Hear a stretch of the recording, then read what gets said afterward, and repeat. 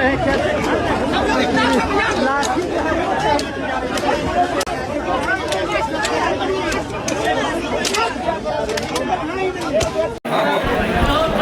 साल बेमिसाल मोदी की सरकार पर बरसते हुए बिहार प्रदेश कांग्रेस कमेटी के वाइस प्रेसिडेंट लीगल सेल के यशवंत कुमार चमन ने कहा कि यह 12 साल हाहाकार, जनता की भूखमरी, बेरोजगारी की सरकार और छात्रों पे लाठीचार्ज की सरकार रही है। इसी को भाजपा के नेता बेमिसाल बता रहे हैं, जो आने वाले समय में जनता भी बताएगी कि 12 साल किस तरह की प्रताड़नाएं भारत की जनता सही है, जो महंगाई, बेरोजगारी, अशिक्षा और स्वास्थ्य के रूप में आपने जो यातनाएं दी है। लोकतंत्र का गला दबाने का काम 12 साल में किया गया, संवैधानिक संस्थाओं पे कब्जा किया गया, उसको हतोत्साहित किया गया कि वो काम किसी पार्टी के पक्ष में करे, न कि भारत के संविधान के पक्ष में करे, भारत के लोगों के पक्ष में करे। अच्छा, सत्ता पक्ष कह रहा है कि हमने भारत को एक ऐसे मुकाम पे हासिल किया है जो आज विश्व गुरु बन रहा है और पूरे दूसरे देश भारत पर नज़रें गड़ाए हुए हैं और अपनी जो है पूंजी लगाने के लिए भी व्याकुल है कि कब इजाज़त मिले। इस पर क्या कहेंगे? अपने मुंह में मिट्ठू बनना वाली कहावत आप सुने होंगे, देहात में बहुत आम है, बचपन में हम लोग सुनते थे। आप एक बात बताइए, भारत विश्व गुरु किस मामले में बन रहा है? भारत के जहाज़ों पे हमला हुआ, ईरान और अमेरिका इजराइल का जो युद्ध हो रहा है, उसमें किसी भी एक माने जहाज़ का नाम आप बताइए जो दूसरे कंट्री का हो। भारतीय जहाज़ों पे हमले हुए, भारत के 3 नागरिक शहीद हुए, उसमें भारत सरकार की प्रतिक्रिया 48 घंटा के बाद आई, वो भी विदेश मंत्री के द्वारा आया।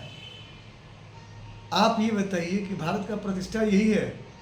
अमेरिका से पैर में बेड़ी, हाथ में हथकड़ी और कमर में जंजीर लगा के भारतीयों को डिपोर्ट किया गया। यहाँ पे पूरे विश्व में किसी देश के साथ ऐसा अन्याय नहीं हुआ, ऐसा अपमान पूरे विश्व में किसी देश के साथ अमेरिका ने नहीं किया। और भारतीय लोगों को निशाना बनाया जा रहा है और भारत की सरकार निकम्मी है कि वह बोल नहीं पा रही है। 12 साल बेमिसाल यही है।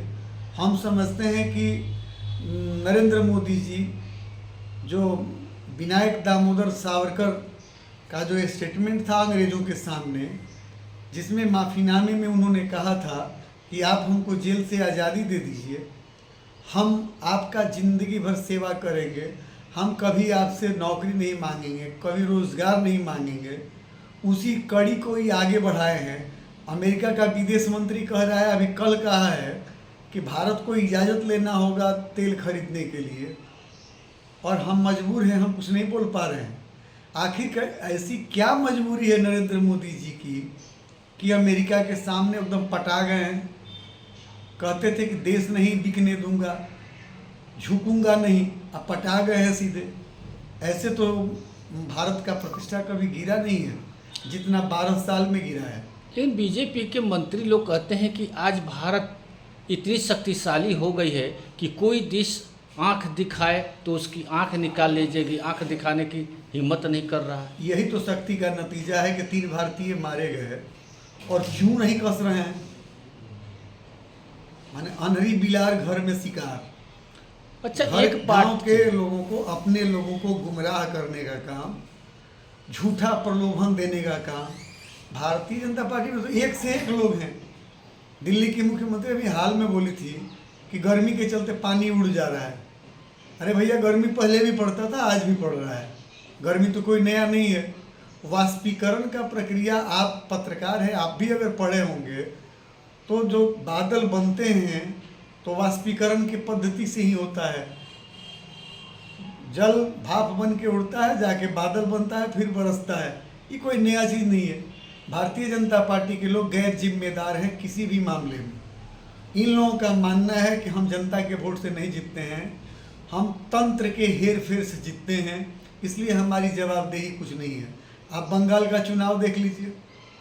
बंगाल के चुनाव में 90 लाख लोगों का नाम डिलीट किया गया, 27 लाख लोगों का नाम होल्ड किया गया, और परसों जो 4000 ईवीएम जलाए गए हैं, फर्जी मतदान, फर्जी मतगणना का वो सबूत था, जिसे भारतीय जनता पार्टी के सरकार के द्वारा साजिश करके मिटा दिया गया। छात्रों का ले लीजिए अगर मामला, शिक्षा विभाग में आग लगा, पेपर लीक हुआ, सबूत सारे मिटाने के लिए आग लगाए जाते हैं। आप अग्निदेव से पूछिए कि क्या बात है कि अग्निदेव, आपकी कृपा वहीं होती है जहां भारतीय जनता पार्टी के काले कारनामों के काले चिट्ठे होते हैं, वहीं आग क्यों लगती है? वह आग की लपटें उसी को क्यों भस्म करती हैं?